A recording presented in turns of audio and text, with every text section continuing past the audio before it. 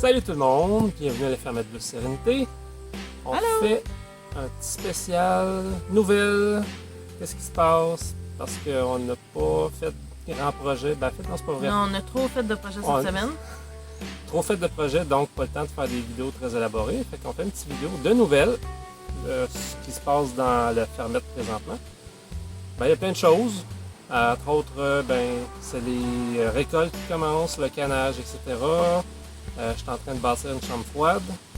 Je ferai pas de vidéo là-dessus tout de suite parce que c'est la première chambre froide que je construis. Fait que j'ai pas grand-chose à vous apprendre. C'est plus moi qui apprends comment faire une chambre froide. De toute façon, si vous avez une chambre froide à faire à la maison, prenez le temps de vous informer pour avoir de quoi qui est adapté à vos besoins. Ouais. Fait que la seule chose qu'on pourrait dire au sujet de garder la température dans la chambre froide, on va faire un principe de genre de tuyau. Un qui est ouvert dans le haut, qui va descendre pour amener l'air froid en bas, mais que la chaleur va sortir par en haut. Pour l'aération. Hein? Pour l'aération avec un cap extérieur pour pas que les souris rentrent. On a eu la visite, on reste en campagne, même en ville, ça arrive à ce temps-ci, le temps refroidit. Fait que les petites souris, ça rentre dans la maison. Ouais. Fait que c'est ça. Fait qu'il faut apprendre à gérer ça puis à protéger nos biens alimentaires à travers tout ça. Fait que pour une chambre froide, mais c'est ça. Puis aussi, certains aspects de notre vie, vous comprendrez qu'on ne veut pas nécessairement montrer à tout le monde.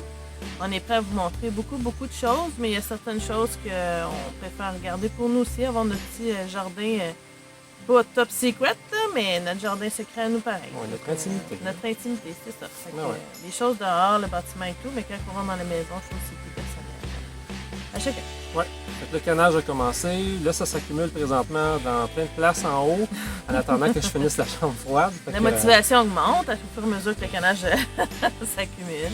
Il y a certaines provisions qu'on a faites aussi pour l'hiver, des sacs de... C'est comme nous au jardin, on a planté des légumineuses. Je sais pas si on les a plantées trop tard pour avoir la possibilité de les récolter, parce qu'il y en a certaines que ça n'a pas... C'est pas eu grand succès, mais il y en a d'autres que c'est fou, là. On en a beaucoup. Fait que j'espère que la température va rester belle pour qu'on soit capable de se rendre jusqu'à terme pour les récolter, pour les consommer. Mais on a quand même acheté certaines légumineuses. Puis en même temps, en achetant des gros sacs de légumineuses, mais je vais peut-être essayer d'en semer à travers ces sacs-là l'année prochaine. Puis je vous dirai l'année prochaine si ça a fonctionné. Puis aussi, on est en train de s'équiper pour notre jardin intérieur. On a fait l'année passée. On n'était pas super bien équipés, mais là, cette année, on va l'être un petit peu mieux. On s'améliore d'année en année. Avec Martin aussi, qui nous donne plein de bons conseils. Fait qu'on devrait avoir plus de succès cet hiver. Oui, puis partir nos plants. Ça. La serre aussi, hein, ça va faire une différence parce que là, les plants, mais que ce soit le temps de les transplanter, on va les transplanter directement dans la serre que Stéphane a faite cet été, au début de l'été. Parce que là, dans la maison, ça n'avait plus de sens. Puis c'est sûr que notre setup de lumière, c'était plus adéquat. Là. De l'été prochain, printemps prochain, on devrait aussi être capable de mettre en place au jardin beaucoup plus rapidement. Avec les toiles aussi pour protéger, parce qu'on a vu des ravages là, qui s'est fait au jardin cet été, mais on a quand même... on vous parlera du jardin tantôt. Là. On va vous faire un update de notre impression de cette année avec le jardin. Ouais. Il y a la piscine, le deck de piscine qui est démonté. On a la place pour notre future serre Earthship qui s'en vient. L'année prochaine, on espère. Mais c'est un gros projet, fait qu'on verra. On ne veut pas s'endetter avec ça non plus. Non plus. C'est ça. C'est ça. Autre projet, cuisinière au bois aussi. On aimerait pour cet hiver, là, avant que l'hiver arrive. Sauf que c'est un gros investissement. Il faut refaire une cheminée, il faut acheter la cuisinière au bois pour être capable de se chauffer et cuisiner pendant l'hiver. Oui, parce que la cuisine, c'est mon domaine. Puis je veux avoir une section poêle après la cuisinière. Fait que je veux pas que cuire sur le dessus, sur les ronds. Je veux vraiment pouvoir faire de quoi dans le poêle, peu importe ce que c'est. Fait que ça demande un peu plus de dépenses. Ça va coûter un peu plus cher, mais je suis sûre qu'à long terme, on va vite le rentabiliser en se chauffant, en cuisinant dessus, en profitant. C'est un rêve. Ça goûte pas pareil, quelque chose de cuit sur le bois, là, sur feu de bois. Non, dans un beau chaudron en fonte, puis c'est ça. C'est un de mes rêves d'avoir ça depuis vraiment... On magasinait les premières maisons, puis... on regardait s'il y en avait. Dès qu'il y avait une maison avec un poêle au bois comme ça, je tripais, là, raide. Fait que... Et avec cette belle cuisinière au bois, j'ai comme projet aussi d'aller bûcher du bois On ne voit pas bien ici, là, mais en arrière, j'ai fait un contact avec le propriétaire du champ. C'est ça. Et il y a un petit bout de. Ben, je pense que j'en ai déjà parlé dans une vidéo. Il y a un petit bout de champ où il y a encore des arbres. Puis il m'a donné la permission d'aller bûcher du bois. Puis la quantité qu'il y a là, d'après moi, on a au moins une centaine de cordes de bois là-dedans, certains. Je pense pas qu'on va être capable de bûcher tout ça cette année. Alors, récapitulatif du jardin cette année. Ben, on savait pas à quoi s'attendre, en sachant qu'on a parti de A à Z. On ne savait pas comment ça allait pousser. Il y a des choses qui n'ont pas bien poussé, il y a des choses qui ont très très bien poussé. Là, on a beaucoup de trucs au jardin qui sont comme sur le bord d'être prêts, puis qu'on espère fort pouvoir récolter, mais qu'il y a des grosses possibilités que le temps fasse en sorte que si ça gèle ou quoi que ce soit, qu'on ne pourra pas récolter. Ouais. Fait que je pense au maïs, le maïs qui n'est pas encore tout à fait prêt. Je pense à les carottes qu'on va probablement laisser au jardin parce qu'elles ne sont pas toutes super grosses. Il y en a une section que j'avais semée plus tôt puis qui sont plus grosses, mais l'autre moins. Les oignons, on va avoir beaucoup d'oignons, mais ils sont plus petits que ce qu'on aurait pu avoir en temps normal. Les légumineuses, comme je disais tantôt. Les courges, je pense qu'on va être chanceux. Ouais. Ça devrait aller. Les tomates aussi. Les tomates, oui. Là, les tomates, ça fait plusieurs fois que je vais en récolter. Puis je les récolte. Je les ramasse pas juste quand ils sont mûrs. Je les ramasse un peu avant qu'elles soient mûres parce qu'avec, on a eu du puceron. C'est ça, c'est non, des punaises. Ouais. On a eu des punaises. Les gros sphinx, là, de la tomate là, ou du tabac qu'on appelle, qui sont allés les manger. Ils ont même mangé des piments. On a des piments. Les piments sont beaux. Les plants ont grossi, mais ils changent pas de couleur encore. Alors probablement qu'on va les cuisiner verts, mais c'est correct. Ça va bien aller dans les recettes. Fait qu'on va pouvoir cuisiner quand même plus que ce que j'aurais pensé avec le jardin. Les céleris, je sais pas s'ils sont. Ben, c'est sûr qu'on va les cuisiner. Ouais. On va voir de quoi qu'il y a, mais spaghetti. c'est ça, dans les sauces à spaghetti. Il y a les... Qu'est-ce que je pensais aussi? Ben, t'as cueilli tes choux. Oui, j'ai cueilli les choux parce que je choux. pensais qu'ils se faisaient manger par, Hey, t'es par beau. une moufette. Ça, on n'a pas eu assez, mais ça a été quand même un beau succès. Oui, l'année c'est prochaine, sûr, l'année prochaine, on en refait beaucoup plus. Là. Pas mal plus. Puis on va les protéger d'avance parce que là, on s'est battu avec les petits papillons blancs là, qui viennent faire... qui viennent pondre là, dedans, puis que les petits vers sont dedans. Mais on a quand même eu des beaux choux. C'est ça, quand je suis allée pour arroser, on met du BTK sur les choux quand on ne peut pas les recouvrir pour tuer les petits vers. J'ai vu qu'un de mes choux était éventré. Puis je venais de découvrir au jardin qu'on avait beaucoup de trous de moufettes qui viennent nous aider en mangeant les vers au jardin. Et je me suis dit, c'est donner un snack dans le chou. Fait que je dis, ben là, il n'est pas question qu'elle mange tous les choux après tout l'été. Alors j'ai cueilli tous les choux qui étaient cueillables. Puis ce qui s'est passé, c'est que j'ai nettoyé les choux dans la maison, je les ai laissés dans l'évier. Et le lendemain, dans l'évier, je me suis rendu compte que j'avais un chou qui avait éventré. Donc, je suis allée voir sur Internet et c'est pas la moufette qui est venue manger le chou. C'est que, dépendamment de l'arrosage, si les choux ont besoin de beaucoup d'eau pour bien pousser, puis s'il y a eu un manque d'eau, puis on le sait que cet été, il y a eu de la sécheresse, puis on n'a pas été nécessairement toujours assidu à arroser régulièrement, chose qu'il va falloir faire l'année prochaine si on veut des meilleurs résultats. Mais on apprend. C'est comme l'extérieur, les feuilles extérieures, ils grossissent, puis là, ils arrêtent comme un peu de grossir, mais l'intérieur, quand l'eau revient, se remet à grossir et pouf! Ça fait éclater le chou.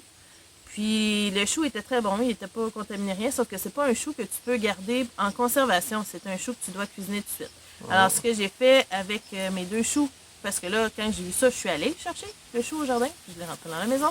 J'ai fait de la choucroute avec, je l'ai transformé en choucroute. Puis petit hint, choucroute, je vais bientôt faire une vidéo sur ça, sur la choucroute, vous montrer comment faire de la choucroute. C'est tellement pas compliqué que je vais peut-être en profiter dans la même vidéo pour vous montrer comment faire la fermentation de petites tomates cerises. Oh, oui. Tellement bon. Une petite tomate pétillante. Facile à faire, tellement bon, puis en plus plein de probiotiques. Très bon pour la santé. Autre vidéo aussi qu'on nous a demandé beaucoup, c'est pour l'abattage de caille. Fait que ça, on n'est pas dû maintenant, mais quand on va être rendu là, on va faire une vidéo. Ouais. Puis on m'a aussi demandé de faire une vidéo sur le levain. J'ai recommencé. En fait, j'ai rafraîchi un levain que Emmanuel avait fait l'année passée en projet scolaire. Il s'appelle Bob. Et Bob est ressuscité.